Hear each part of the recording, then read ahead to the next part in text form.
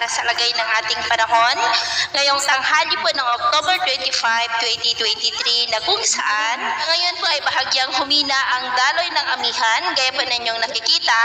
at umihip po dyan sa silangang bahagi ng Luzon at dito po sa northern part ng Northern Luzon may shear line naman pero nasa silangang bahagi po ngayon ng Bicol region at mula sa kumpol ng kaulapan na nandito ay may shallow LPA na nabuo pero posible rin na malusaw yan sa susunod po na mga araw. At sa atin naman pong long range forecast ay wala pa naman pong bagyo na nakikita na tatawid sa ating bansa hanggang sa matapos ang buwan na ito pero nananatili pa rin na may isang banta ng bagyo sa unang linggo ng susunod na buwan at ang development po niya ng ating babantayan kung matutuloy po o hindi. At sa lagay ng ating panahon ngayong tanghali ay generally fair weather po sa malaking bahagi ng ating bansa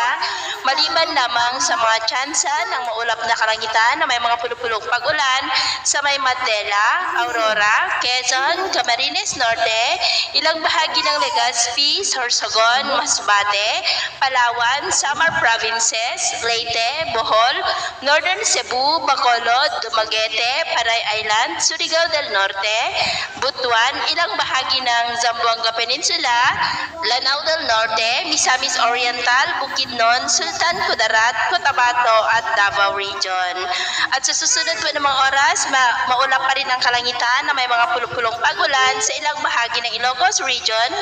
Cordillera, Mimaropa, Southern Quezon, Legazpi, ilang bahagi ng Kabisayaan at Mindanao. Kaya kung lalabas po tayo sa ating mga tahanan ay ugaliin po natin lagi ang magdala ng kahit anong panangga natin sa init ng araw at proteksyon na rin po sa mga biglaang buhos ng ulan. At sa atin naman pong mga baybayin, wala naman po tayong nakataas na namang gale warning signals pero ba yung pag-iingat lamang po